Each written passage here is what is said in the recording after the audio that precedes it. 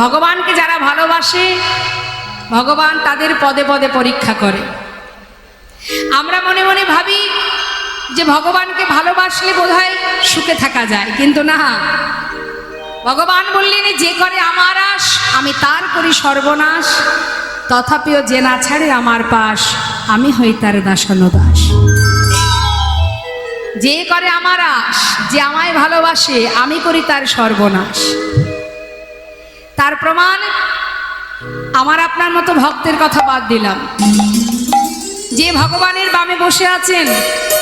সত্য ত্রেতা দাপর কলি 4 যুগের কথাই ভাবুন। ত্রেতা যুগে প্রভু রামচন্দ্রের বামে কে আছে? মা সীতা। তাকে বনবাসে যেতে হয়েছিল, তারপরে তার অগ্নি পরীক্ষা হয়েছিল, কিন্তু তাতেও ক্ষমা হলো না, অবশেষে তাকে পাতালে চলে যেতে হলো। তাহলে বলুন, ভগবানের সহধর্মিণী হয়ে তার কষ্টটা অনুভব করুন। অনেকে আছে এই জগতে, অনেকে বলে যে কিরে ভগবানকে এত ভালোবাসিস, যার নাম করিস, তাহলে তোর জীবনে এত কষ্ট কেন? হরি বল হরি বল, ছেড়ে দে ছেড়ে দে, ওই নাম করতে হবে না, অনেকেই বলে। কিন্তু মা বৃন্দাবনের শ্রীমতী রাধারানী 100 বৎসর হারা হয়েছিলেন গোবিন্দে।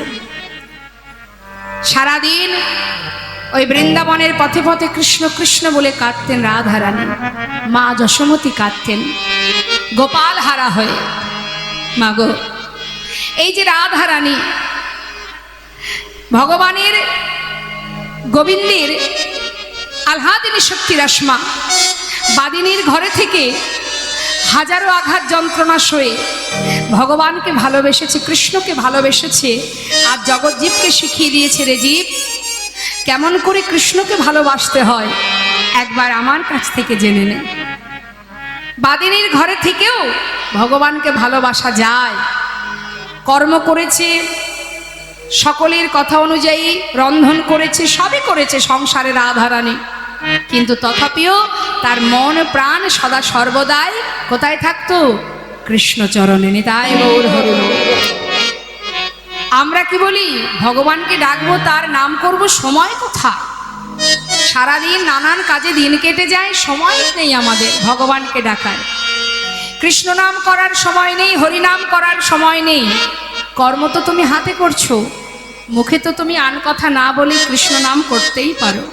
হ্যাঁ, যেভাবেই চলো না কেন, যাই করো না কেন, মুখে কৃষ্ণ নাম করো, হরি নাম করো।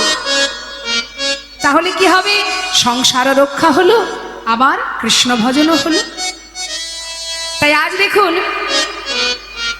সুদামার যে স্ত্রী সহধর্মিণী, বিবাহের পর সে ধনী পরিবারের কন্যা, তাকে নিয়ে সংসার করতে করতে ভগবান দেখলেন ভক্ত প্রতিজ্ঞাবদ্ধ, আমার কাছে কোনোদিন কিছু চাইবে না, তাহলে আমি একবার পরীক্ষা করে দেখি যে আমার কাছে কতদিন না চেয়ে থাকতে পারে। হরি বল। তার জীবনের একটু একটু করে সমস্ত সুখ কেড়ে নিচ্ছে। কিভাবে কাটছে মা? সবার আগে কাটলো তার মাতা পিতাকে। নিতাই গৌর হরি বল। যেই না মাতা পিতা বিয়োগ হলো বাবা, সংসারের দায়িত্ব পড়ে গেল কার হাতে? সুদামার কাঁধে। সুদামা ওই যে পাঠশালায় ছোট ছোট বাচ্চাদের শিক্ষা দিয়ে সেখান থেকে যা পায় তাতে তার সংসার কোনো রকমে কেটে যায়। কিন্তু ভগবান কি করলেন? দেরি না করে তার ওই পাঠশালাটাও বন্ধ করে দিলেন। আর যেই পাঠশালা বন্ধ হয়ে গেল, এবার সন্তানদের মুখে অন্ন তুলবে কি করে? আর তো কোনো উপায় নেই, উঠে গেল কাঁধে ভিক্ষার ঝুলি। নিতাই গৌর হরি বল। এটাই তো পরীক্ষা। কিন্তু মুখে কৃষ্ণ নাম, নিঃশ্বাসে প্রশ্বাসে কৃষ্ণ কৃষ্ণ কৃষ্ণ কৃষ্ণ। যত আঘাতই দাও না কেন, নাম আমি ছাড়ব না। একটু একটু করে তার সর্বস্ব কেড়ে নিলেন গোবিন্দ। তিনি কি জানে না? সবই জানে। হরি বল হরি বল। কেমন করে পরীক্ষা করছে? পদে পদে পরীক্ষা। দেখি হাজারো কষ্ট পেয়ে ভক্ত আমায় ভুলে যায় কিনা, কত সময় আমার কাছে না চেয়ে থাকতে পারে। কি কঠিন পরীক্ষা। সর্বহারা হয়ে গেল সুদামা, পিতৃ সম্পদের এক কোনাও বেঁচে রইল না। অবশেষে তার স্ত্রী সন্তানদের নিয়ে গাছতলাতে এসে সার হলো মা। তথাপিও কৃষ্ণ নাম, দাঁড়ে দাঁড়ে ভিক্ষা করে, মুখে কৃষ্ণ নাম করে। হরি বল। আমাদের জীবনে যদি একটু কষ্ট আসে আমরা ভগবানকে ডাকি, দেখবেন আমরা মায়ের জীব তো, আমাদের যদি এতটুকু আঘাত পেয়েছি, ভগবানের সেবা তো পড়ে থাক, তার সামনে গিয়ে একবার প্রণামটুকু পর্যন্ত আর করি না। কেন? ক্ষোভে, রাগে, এতটাই রাগ হয়ে যায়, কেন তুমি কষ্ট দিলে, আজ থেকে তোমাকে আর সেবা দেব না, বলি না আমরা মা? আর তোমায় ডাকবো না, আর তোমার পূজা দেব না। এটা আমাদের চিন্তা ভাবনা, এটা আমাদের চাওয়া। সুখে রাখো তবে তোমায় সেবা দেব, না হলে দেব না। অর্থাৎ আমার সুখ থাকলে তবে তোমায় ভালোবাসবো। কিন্তু এটা তো শুধুমাত্র নিজের স্বার্থের জন্য তাকে ভালোবাসা। আর প্রকৃত ভক্ত যে হয়, যে প্রকৃত ভক্ত হয়, সে কখনো নিজের কামনা করে না। আহা, হরিদাস ঠাকুরের অঙ্গে যখন হাজার হাজার চাবুকের আঘাত পড়ছে, নামাচার্য শিলা ঠাকুর হরিদাস, যে কিনা মুসলমান কুলে জন্ম নিয়েছিল বলে মুসলমান সমাজ তার মুখে কৃষ্ণ নাম শুনে তাকে চাবুক দিয়ে আঘাত করেছিল পান্ডুয়ার 22 বাজারে।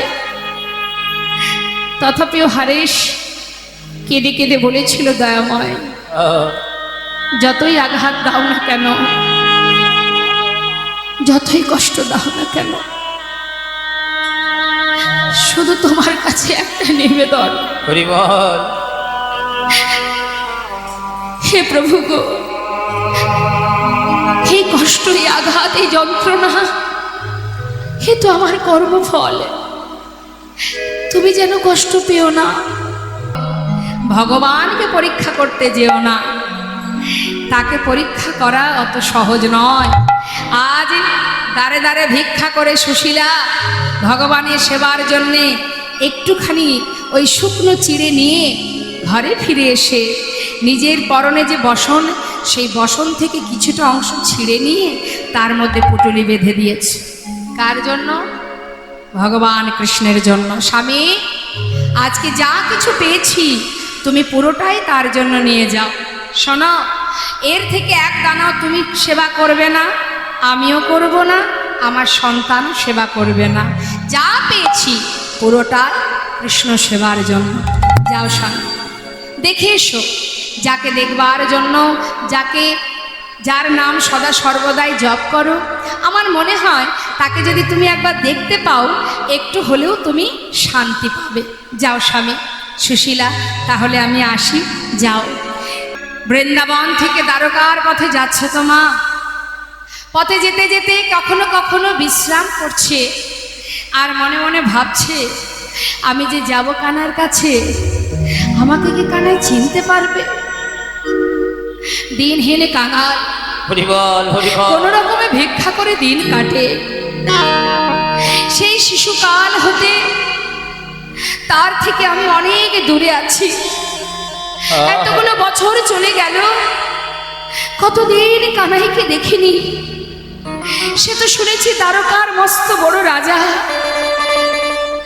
যদি আমার মতো কাঙাল বন্ধুর কথা তার মনে না পড়ে, হরি বল, হরি বল। যদি চিনতে না পারে, কি করব আমি?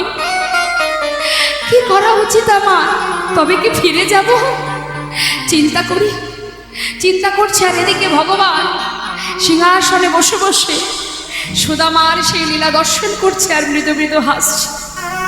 সুশীলা বল, আহা, রুক্মিণী বলছে, স্বামী গো, তোমার ভক্ত পথের ধারে বসে কাঁদছে, হরি বল, হরি এবার তো বল। তুমি ওকে দেখা দাও।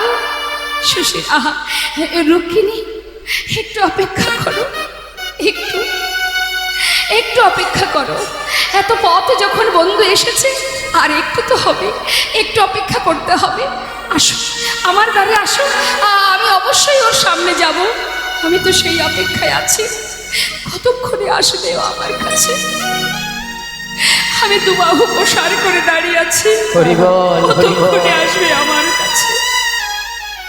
সুশীলা, তুমি যে আমায় সব কিছু গুছিয়ে কৃষ্ণ দর্শনে পাঠালে, আজ কানাই যদি চিনতে না পারে। না, এসেছি যখন যাই একটু দেখে তো আসি, চিনতে পারুক বা না পারুক। বড় আশা নিয়ে বুক বেঁধে যাকে পারছে তাকে জিজ্ঞাসা করছি, ওগো তোমরা বলতে পারো দ্বারকা কত দূর? সবাই পথ দেখিয়ে দেয়। সেই বৃন্দাবন থেকে পায়ে হেঁটে দ্বারকায় এসে পৌঁছালো মা। বিশাল রাজপ্রাসাদ, প্রাসাদ দর্শন করে মনে মনে চিন্তা করছে, এত বড় রাজ্যের রাজা আমার বন্ধু, হরি বল হরি বল। কিন্তু আমি তো কাঙাল। আজ আমি ওর জন্য যে শুকনো চিড়ে এনেছি, সে তো রাজভোগ সেবা করে। আমার এই শুকনো চিড়ে যদি সে না খায়, না না, আমি দেব কি করে ওকে? হয়তো ওই শুকনো চিড়ে খেতে পারবে না। যে রাজহালে থাকে, রাজভোগ সেবা করে, তাকে শুকনো চিড়ে আমি দিতে পারবো না। তাই কি করেছে মা, সেটাকে নিজের বসন অঞ্চলের মধ্যে লুকিয়ে রেখেছে, কানাইকে দেবে না বলে লুকিয়ে রেখে এবার ধীরে ধীরে সেই প্রাসাদের সামনে গিয়ে দাঁড়িয়েছে। অনেক দাঁড়িয়ে দাঁড়িয়ে আছে, জিজ্ঞাসা করছে, দাঁড়ি এই দাঁড়ি, তোমরা বলতে পারো এই যে রাজা, ও আমার কানাই কিনা, আমার কানাই আছে কিনা বলতে পারো? দাঁড়ি জিজ্ঞাসা করছে, कौन हो तुम, कहाँ से आए हो, तुम्हारा नाम क्या है? আমাকে চিনবি না, আমি বৃন্দাবন থেকে আসছি, বল না এখানে কি আমার বন্ধু কানাই আছে? कानाई, देखो इधर कोई कानाई वानाई नहीं है, ये जो राजा है ना उसका नाम है कृष्ण। कृष्ण জানিস? এই দাঁড়ি শোন শোন, এই তোদের যে কৃষ্ণ, সে আমার বন্ধু, আমাকে একবার যেতে দে না, আমাকে ভিতরে যেতে দে, আমি একটি বার যাই বন্ধুর কাছে। সবাই হাসছে মা, মৃদু মৃদু হাসছে আর মনে মনে বলছে, আমাদের এত বড় রাজা যিনি, তার বন্ধু কিনা একজন কাঙাল ভিখারি। সারা গায়ে নোংরা কাদা মাটি লেগে আছে, দুর্গন্ধ গায়ে, সে কিনা আমাদের রাজা, আমাদের মহারাজের বন্ধু। সবাই হাসছে। মহাজন লীলার পাশে দাঁড়িয়ে তিনি বলছেন, দেখো দেখো এ গরিবी का हाल, कृष्ण की द्वार पे बेसवासी लेके आया हूँ, बचपन की यार है मेरा शर, यही सोच के आस करके आया हूँ, हरिद्वार पालो उसका नया से कह दो, हरिद्वार पालो उसका नया से कह दो, ये द्वार पे सुदामा गरीब आया, इधर पे सुदामा गरीब आ गया है,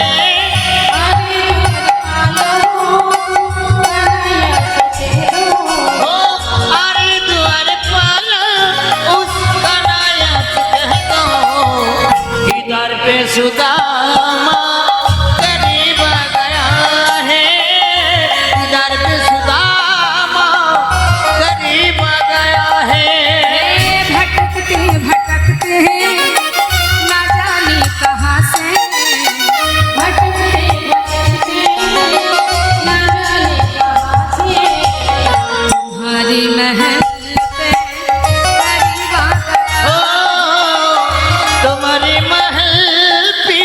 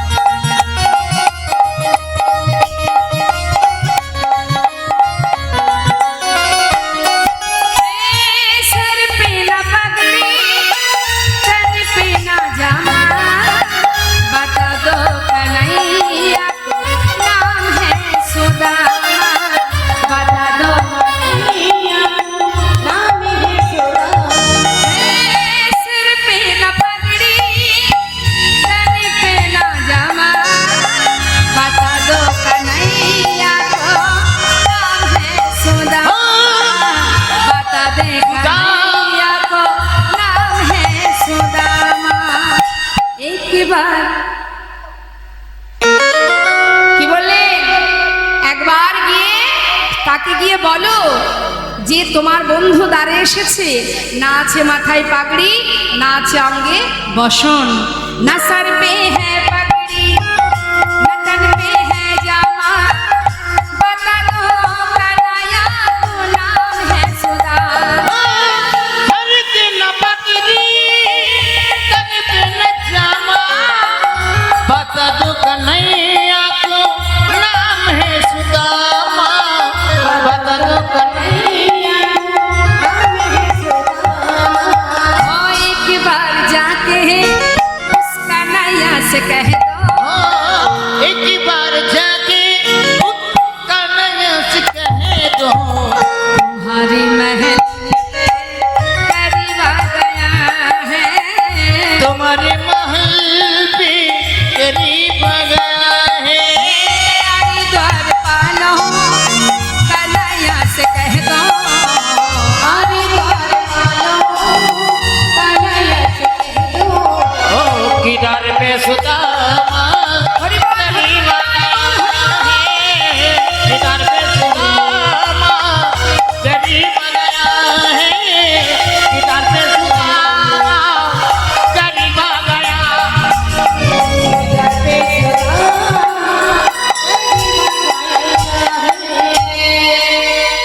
দ্বারপাল কি করলেন মা?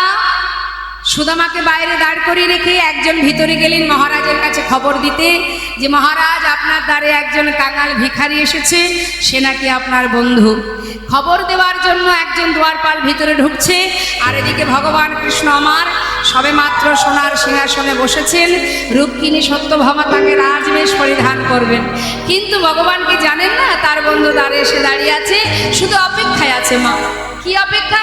যে কতক্ষণে আমার কানে এসে খবরটা দেবে, তবেই তো আমি যেতে পারবো, না হলে তো যেতে পারছি না। সময় না হলে ভগবান যায় না, যতই তুমি লাফালাফি করো, দৌড়াদৌড়ি করো, সময় হলে তবেই তাকে পাবে, না হলে পাবে না। তার প্রমাণ মহাভারতে কে 100টা অপরাধ, 101 হলে তাকে মারবে। কে সে? শিশুপাল বলেছিল 100টা অপরাধ ক্ষমা করব, 101 হলে কিন্তু সেদিন আর তোমায় ক্ষমা করব না। তাই অপেক্ষা মা, সময়ের অপেক্ষা। যেই না দ্বারপাল ভিতরে ঢুকছে আর সোনার সিংহাসনে বসে আছে, আর এদিকে রুক্মিণী সত্যভামা সাজাচ্ছেন ভগবানকে, কৃষ্ণের রাজা সাজাচ্ছেন, রাজবেশ পরিধান করাচ্ছেন। আর মহাজন লীলার পাশে দাঁড়িয়ে হৃদয় মন্দিরে ভগবানকে বসিয়ে সাজাচ্ছেন তিনি কেমন ভাবে। সাজা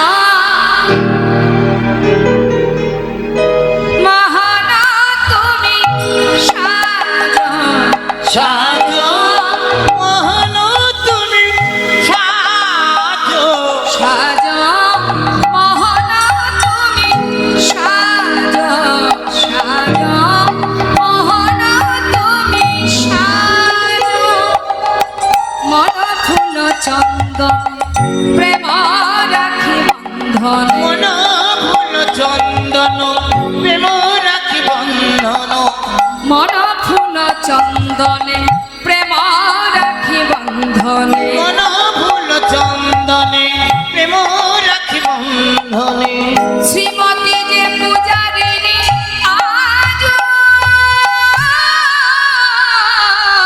সাজো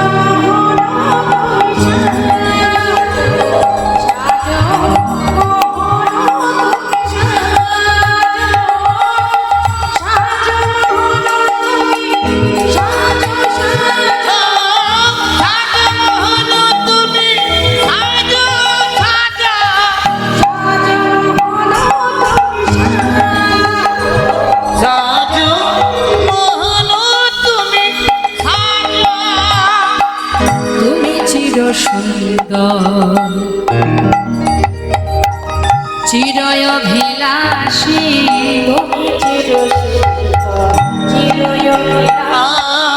তুমি চির সুন্দর চিরয় বিলাসী, মাথে শিখি পাখা হাতে লহে বাঁশি, তুমি চির সুন্দর চিরয় বিলাসী, মাতে শিখি পাখা আছি গোকুলের রাধা ব্রজেতে শ্রীকৃষ্ণ, গোকুলের রাধা ব্রজেতে শ্রীকৃষ্ণ, নব নব রূপে তুমি আজ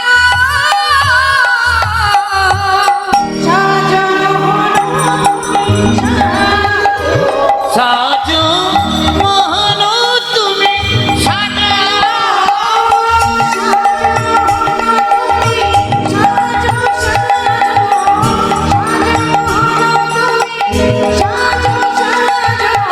সাজো মোহন তুমি সাজো সাজো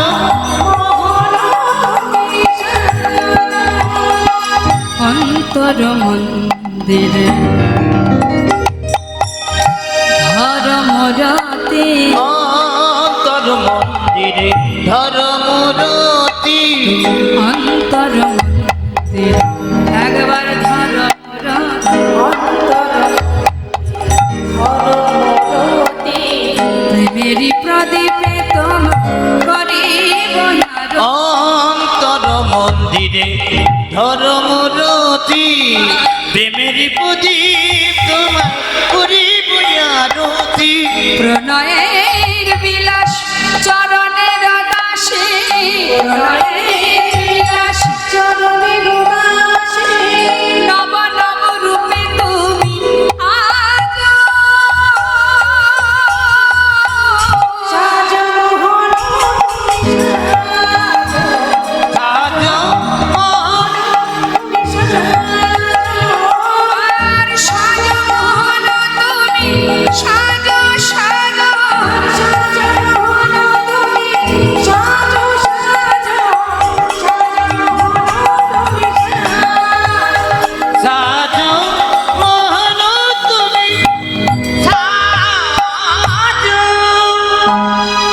ভগবান কৃষ্ণচন্দ্র রাজবেশ পরিধান করছে, হঠাৎ দাঁড়িয়ে এসে বললেন, মহারাজ আপনার দ্বারে এক কাঙাল ভিখারি এসে দাঁড়িয়েছে, সে আপনার সঙ্গে সাক্ষাৎ করতে চায়, যদি অনুমতি হয় তবে আপনার কাছে নিয়ে আসবো। ভগবান বললেন, নাম কি তার? যেই না বলেছে সুদামা, আর কি গোবিন্দ থাকতে পারে বাবা? এই অপেক্ষায় তো ছিলেন। যেই বলেছে সুদামা, সঙ্গে সঙ্গে গোবিন্দ সিংহাসন ত্যাগ করে এবার নিজেই ছুটতে ছুটতে যাচ্ছেন কোথায়? ভক্তের কাছে। হরিবল কনক প্রচণ্ড কৃষ্ণয়া ছিল বসিয়া, ভাইয়া চলিল দেখো সুদামা শুনিয়া, আজ ধেয়ে ধেয়ে চলিল ধেয়ে ধেয়ে চলিল না সুদামা সুদামা বলে ধেয়ে ধেয়ে চলিল ভাইয়া চলিল আজ সুদামা শুনিয়া। ভাইয়া চলিল আজ সুদামা শুনিয়া সুদামা সবে মাত্র ওই দরজার কাছে দাঁড়িয়ে দাঁড়িয়ে অপেক্ষা করতে করতে সবে মাত্র পিছন ফিরেছে, ফিরে যাবে বলে হঠাৎ পিছন থেকে কানায় ছুটে এসে সুদামাকে বুকের মধ্যে জড়িয়ে ধরেছে। সুদামা চমকে উঠেছে, কানাই হরিবল হরিবল তুই এসেছিস ভাই? আমি তো ভেবেছিলাম তুই বোধহয় আমাকে আর আর মনে রাখিস নি। তুই এসে আমাকে জড়িয়ে ধরলি। কানাই, কানাই রে, কেমন আছিস তুই? কতদিন তোকে দেখিনি, বল কেমন আছিস? আমি ভালো আছি। সুদামা, এতদিন পর আমার কথা তোর মনে পড়ল? কি রে, এতদিন পর আমার কথা মনে পড়লো তোর? কেমন আছিস সুদামা? ভালো আছিস তো? দ্বারকাবাসী দেখে অবাক, আমাদের এত বড় রাজা যিনি, তার মনটা কত বড় যে সবাইকে নিজের করে বুকে টেনে নেয়। এক ভিখারি কাঙাল, তাকেও বুকে তুলে নিল। দ্বারকাবাসী হা করে তাকিয়ে আছে, ভক্ত ভগবানের লীলা দেখছে। আর ভগবান জিজ্ঞাসা করছে, কেমন আছিস তুই? সুদামা বলছে, কানাই, এত সময় তো ভালো ছিলাম না, এই যে তুই এসে আমায় ধরলি, আমার জীবনের যত কষ্ট ছিল সব কষ্ট দূরে চলে গেছে। হরিবল হরিবল কোনো কষ্ট নেই। এখন আমি অনেক ভালো আছি। চল আমার সঙ্গে চল। কোথায় যাব? কেন? ভিতরে চল। চল বলছি, ভিতরে চল। কানা, আমাকে তো ছেড়ে দে, আমি কোথাও যাব না। এই যে তোকে দেখলাম, আর আর আমি কোথাও যাব না। এবার আমি ফিরে যাব। বড় সাধ করে এসেছিলাম তোকে দেখবার জন্য। হরি বল, হরি বল। দেখা তো হয়েই গেছে, আর কি জন্য থাকবো। এবার আমি যাই, আমাকে ভিতরে নিয়ে যাস না। ভিতরে রাজরানীরা আছে, দেখছিস না সারা গায়ে কত নোংরা লেগে আছে। এইভাবে কি তাদের সামনে যাওয়া যায়? ভগবান বললেন, বন্ধু ওই দেখ, সবাই তোর জন্য বরণ ডালা নিয়ে দাঁড়িয়ে আছে, তোকে বরণ করে ঘরে নেবে বলে। আয় আমার সঙ্গে। এত পথ হেঁটে এলি, এখনই তো তোকে যেতে দেব না। জোর করে ভিতরে নিয়ে গেলেন মা। রুক্মিণী সত্যভামা বরণ করলেন। বরণ করে ভগবান তার প্রিয় বন্ধু, প্রিয় সখা সুদামার হাতটা ধরে রাজ সিংহাসনে, সোনার সিংহাসন, সেখানে নিয়ে গিয়ে সুদামাকে বসালেন। হরি বল। একবার অনুভব করতে হবে এখানে বাবা, যে গাছতলায় জীবন কাটিয়েছে, জীবনের চেয়ার কখনো পায়নি, আজ সে বসেছে কোথায়? সোনার সিংহাসনে। আমরা 1 থেকে 2, 2 থেকে 3 তালা বাড়ি করলে নিজেকে কি একটা মনে করি, হ্যাঁ? আর যারা দেখবেন কুড়ে ঘরে বাস করে, ভিক্ষা করে কোনো রকমে ভগবানের সেবা দিয়ে দিন কাটায়, তাদেরকে দেখলে আমাদের দয়া হয়। বলি না, আহা বেচারা দাঁড়ে দাঁড়ে ভিক্ষা করে দিন কাটে, তার বড় অসহায়, বড় কাঙাল। কিন্তু জেনে রাখবেন, যারা সাদের 3 তালা বাড়ির উপরে বসে বসে, এসি ঘরে বসে বসে জীবন অতিবাহিত করছে, হিসাব করে দেখা যাবে জীবনের শেষের খাতায় কাঙাল কিন্তু সেই, তার কিছুই থাকবে না। কিন্তু যে জনে কৃষ্ণ ধনে ধনী, যে জনে গোবিন্দ ধনে ধনী, যে জন ভগবানের নামের ধনে ধনী, জগতে সেই হলো মহা। যে জন ভগবানকে ভালোবাসতে পারে, তার কাছে আর কেউ না থাকলেও গোবিন্দ আছে। তাই আজ সোনার সিংহাসনে বসেছে, জীবনে কখনো বসেনি। সে কোনো রকমে হাত পা গুটিয়ে বসেছেন, কিন্তু গোবিন্দকে ছাড়বে গো মা? সে বলছে, কি রে, এইভাবে কেউ সিংহাসনে বসে? ঠিক করে বস। ভালো করে তাকে বসালেন। বসিয়ে রুক্মিণীকে বললেন, রুক্মিণী যাও, আমার বন্ধু মস্ত বড় পণ্ডিত, সে বিপ্র এসেছে আজ আমার ঘরে, আমি নিজে হাতে আমার বন্ধুর চরণ ধৌত করব। যা। দেরি না করে সুশীলা, আহা দেরি না করে রুক্মিণী সত্যভামা একটি সোনার থালা সুদামার চরণ তলে পেতে দিলেন। মহাজন বলছেন, দেখো দেখো, সোনার থালাতে সুদামা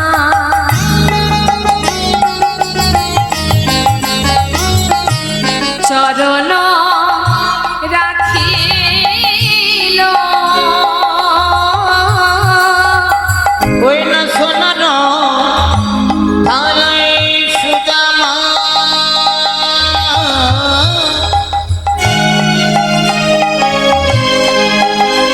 ওই না চরণ রাখি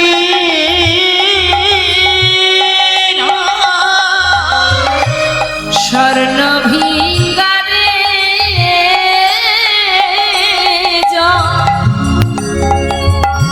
চরণেতে দিল। দেখো না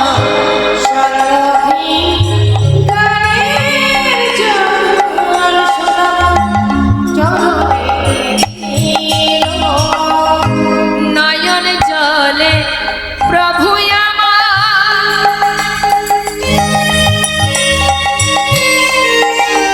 দেখো চরণ ধোয়ালো। দুটি নয়নে জলে প্রভু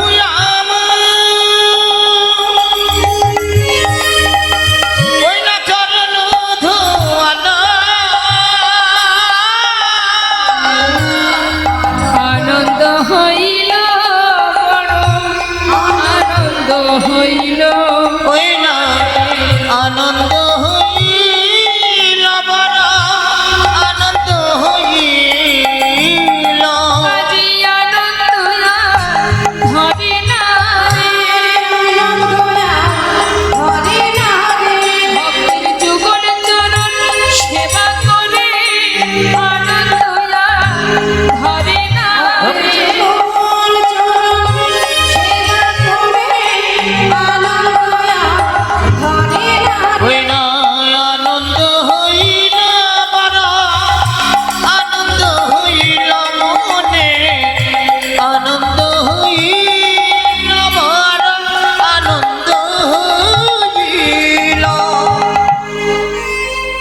হাতে চরণ ধৌত করছে মা, দেখছে চরণ থেকে কত রুধির ঝরছে, চরণ দুটি বুকের মধ্যে জড়িয়ে ধরে বলছে, হরি বল। সুদামা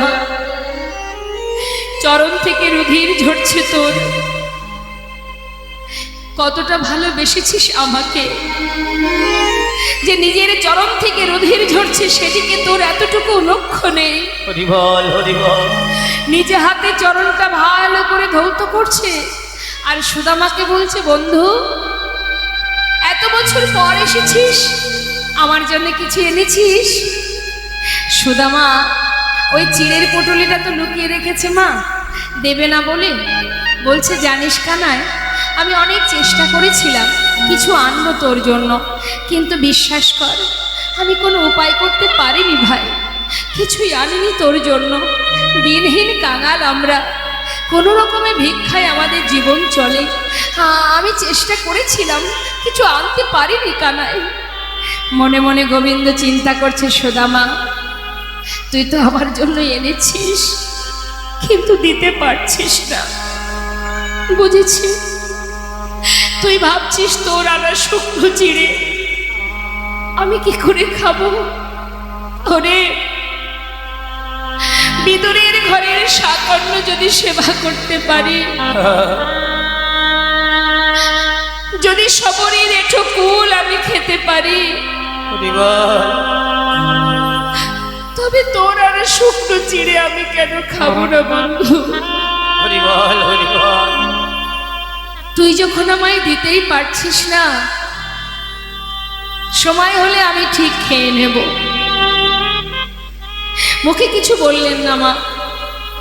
কিছু সময় পর সুদামাকে স্নান করিয়ে শুদ্ধ বসন করিয়ে তাকে সেবা দিয়ে তাকে বিশ্রামের ঘরে নিয়ে গেছে। সুদামা, ক্লান্ত শরীর তোর, যা একটু বিশ্রাম করে নে। সুদামা অনেক পথ হেঁটে এসেছে তো, যেই না শয়নে দিয়ে বিশ্রামে দিয়েছে, সুদামা ঘুমিয়ে পড়েছে। দেখতে দেখতে অন্ধকার হয়ে রাত হলো, সমস্ত রাজ্যে সবাই ঘুমাচ্ছে, এদিকে রাজমহলে সবাই ঘুমিয়ে আছে। ঠিক সেই মধ্যরাতে নির্জন সময় দেখে ভগবান কৃষ্ণচন্দ্র তিনি নিজের শয্যা ছেড়ে এক পা দুপা করে সুদামার মন্দিরে প্রবেশ করছে। সুদামা ঘুমিয়ে আছে, তার পাশে গিয়ে গোবিন্দ বসলেন চরণের পাশে। হরি বল। চরণ দুটি ভালো করে নয়ন দিয়ে দেখছে, আর দেখতে দেখতে হঠাৎ চোখে পড়ে গেল যে চরণ তলে কত কাটা ফুটে আছে। চোখের জল ধরছে না গোবিন্দের। হরি বল, হে হরি কেমন বল। ভালোবাসা তোর সুদামা রে, আমি যে তোর ভক্তিতে চিরতরে বাধা পড়ে আছি, কিন্তু এই কাটা আমি কি করে পরিষ্কার করব? হরি বল। ওর যে কত আঘাত লেগেছে, কত কষ্ট হয়েছে, ও চলবে কি করে? দেরি না করে গোবিন্দ নিজের করকমল দিয়ে একটা একটা করে কাটা ধীরে ধীরে পরিষ্কার করছে, মানে তুলছে, আর চিন্তা করছে যাতে সুদামার ঘুমটা ভেঙে না যায়, সেদিকেও তার চিন্তা। সেই দিকে লক্ষ্য রেখে ধীরে ধীরে তার চরণ থেকে কাটাগুলো যখন তুলছে, পরিষ্কার করছে, কিন্তু একটা কাটা অনেক ভিতরে ঢুকে আছে দেখে সে কোনো রকমে হাতে করে বের করতে পারছে না বলে নিজের বদনটা চরণতলে নিয়ে গিয়ে সেই বদনের সেই তাঁত দিয়ে যেই না কাটাটাকে ধরে জোর করে টেনে বের করেছে, সঙ্গে সঙ্গে সুদামা চমকে উঠেছে। আর যে কাপড়ের মধ্যে সেই চিড়ের পুটুলিটা লোকানো ছিল সেটা নিচে পড়ে গেছে, আর যেই না পড়ে গেছে গোবিন্দ সেই চিড়ের পুটুলিটা হাতে করে তুলেছে। এদিকে সুদামা বলছে, কানাই আমাকে দে দে ভাই, তুই কেন আমার ঘরে এসেছিস? কানাই যা, তুই তোর ঘরে যা, ওটা আমার কাছে দে। আরে দাঁড়া, অবশ্যই তোকে দেব, কিন্তু এর মধ্যে কি আছে বন্ধু? কিছুই না, দে, তুই আমায় ফিরিয়ে দে বলছিস। আরে বাবা, তোর জিনিস তো তোকেই দেব, কিন্তু একটু দেখি, আমি তো তোর বন্ধু, সমস্যা কোথায়, কি আছে একটু দেখি। এই বলে যেই না খুলেছে, দেখছে শুকনো চিড়ে তাতে। এ কি বন্ধু, তুই কি চিড়ে এনেছিলি? কার জন্য? তোর জন্য বুঝি? না, তাহলে আমার জন্য এনেছিলি? তাহলে দিলি না কেন?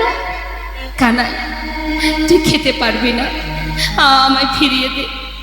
ওরে জানিস, এই শুকনো চিড়ে খেলে তোর মুখে ব্যথা লাগবে, দে, আমায় দে। ও, এই জন্য দিসনি?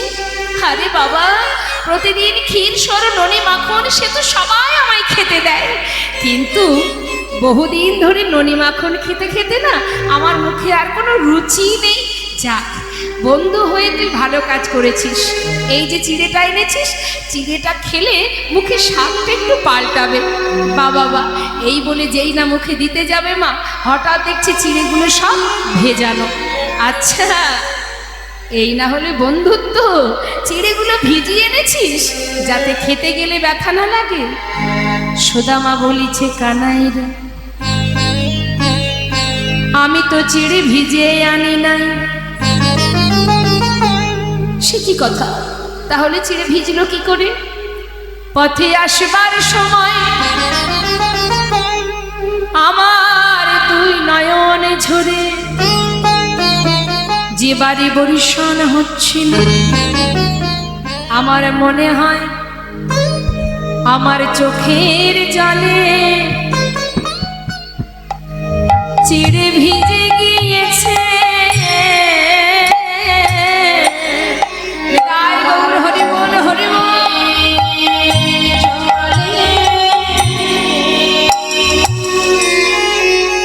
চিড়ে ভিজে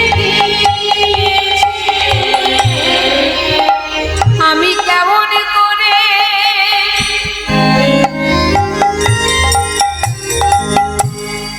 চিড়ে দেব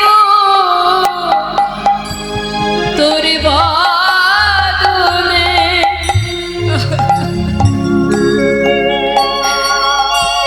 আমার চোখের জলে চিড়ে ভিজে গিয়েছে। আমি কেমন করে ছাইরে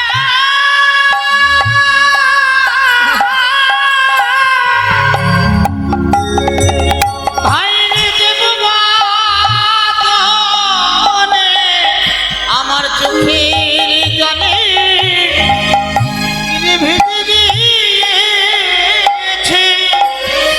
ভগবান বলেছে, সুদামা,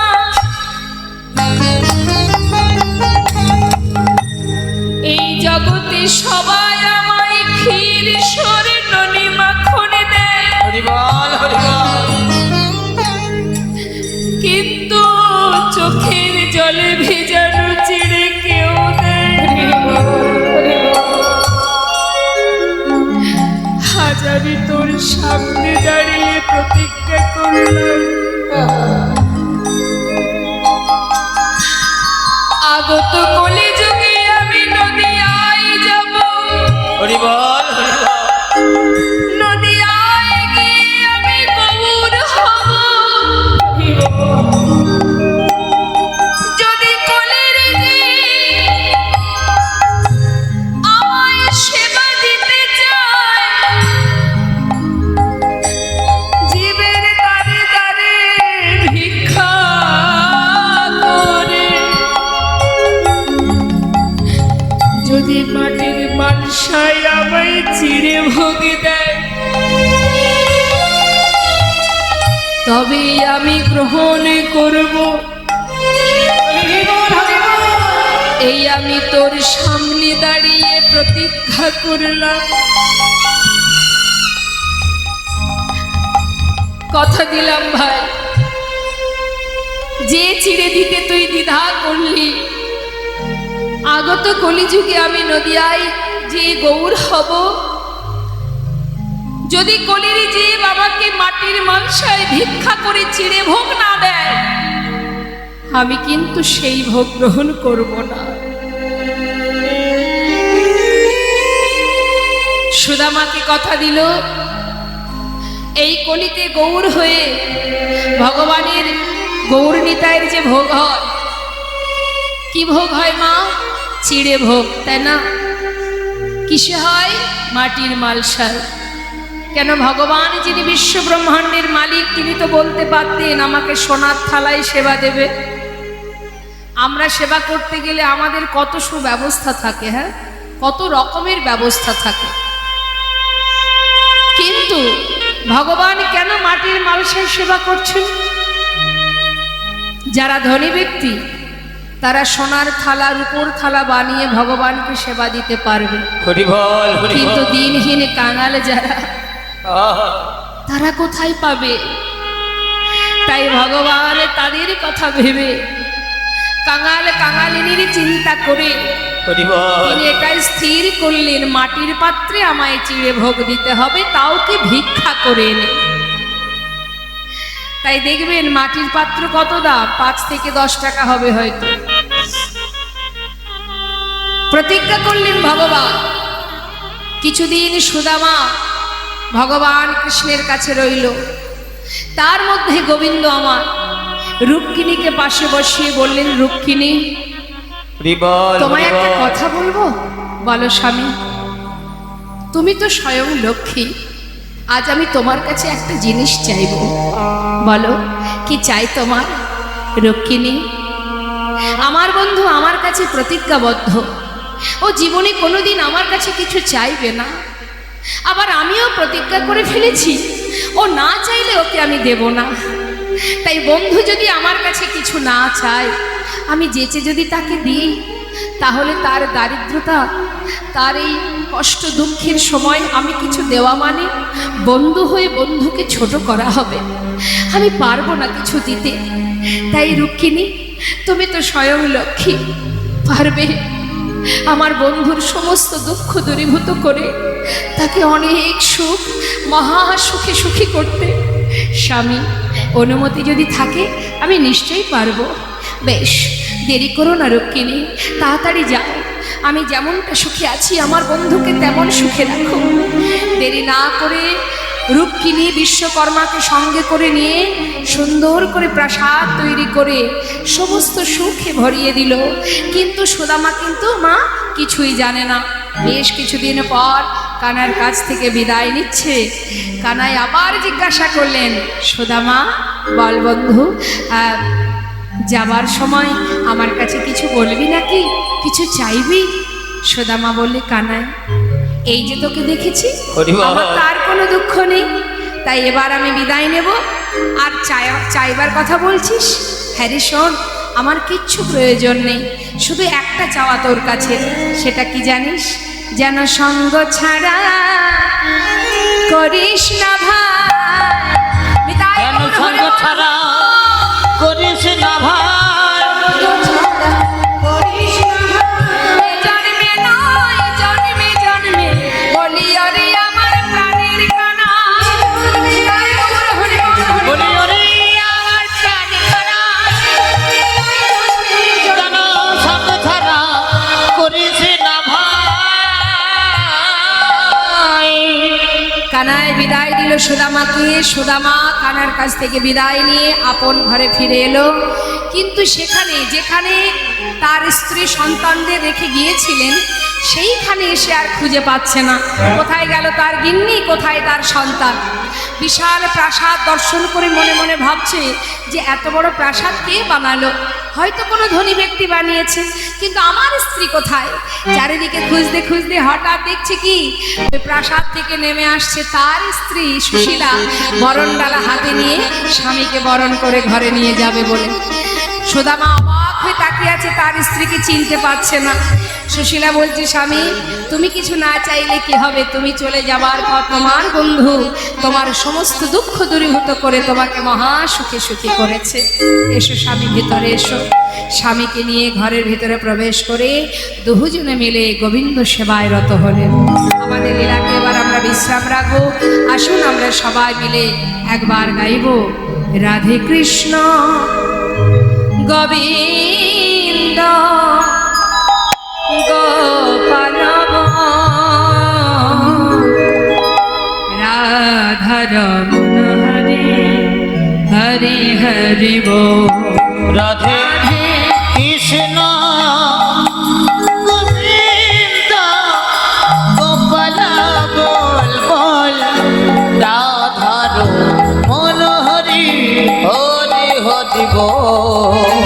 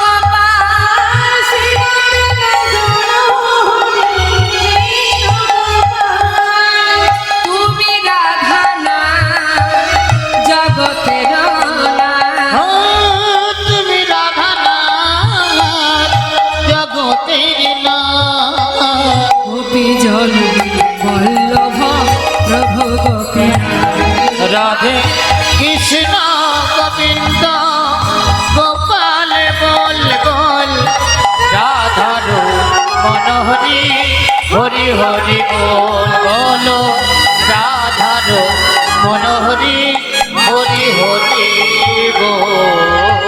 হরি বল হরি বল। জনিতা জয়গর আমরা দর্শন করছি ভক্ত আর ভগবানের মধুর মধুর এই লীলা। সবাই মিলে একবার দুবাহ তুলে বলবো, ভক্ত আর ভগবানের মিলন হইল, ভক্ত আর ভগবানের মিলন হইল, প্রেমানন্দে বদন ভরে হরি হরি বল, প্রেমানন্দে বদন ভরে হরি হরি বলো। জয় সচিনন্দন জয় গৌর হরি, ওই না বিষ্ণু একটা মধুয়া নদিয়া বিহারি। হরে কৃষ্ণ। আমরা নিতাই গৌরী জয়ধ্বনি করব, তার আগে সবাই মিলে একটা ভজন আমরা শ্রবণ করব ভক্ত অনুরোধে। জয় রাধেশ্যাম, জয় নিতাই জয়। হরি আমার মানস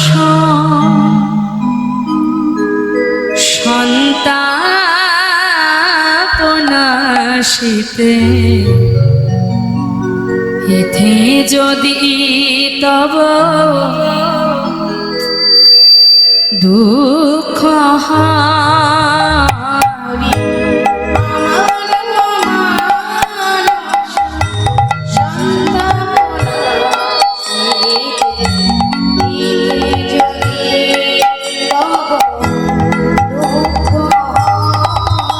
হরি আমার মানস সন্তাপনাশিতে, ইথে যদি তব দুঃখ হয়, আমার মানুষ সন্তাপনাশীতে, এতে যদি তব দুঃখ হয়, আমার যাহাবার তাই হবে,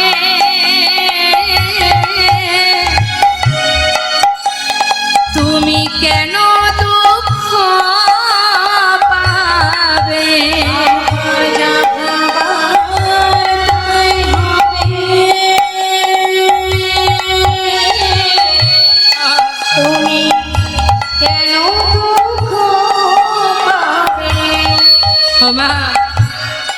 রাজ ঠাকুর বলছে, হে প্রভু, যা হয় আমার হোক, তুমি যেন কষ্ট পেও না।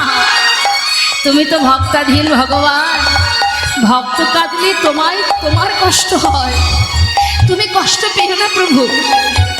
দেখো দয়াময়, তুমি তো সুখময়, তুমি সুখে থাকো। হে প্রভু, আমার যাহাবার তাই হবে, তুমি কেন দুঃখ পাবে? সুখে থাকো তুমি সুখময়। হরি আমার মানুষ সন্তাপনা চিতে এতে যদি তব দুঃখ হয়। হরি আমার মানুষ সন্তাপনা চিতে এতে যদি তব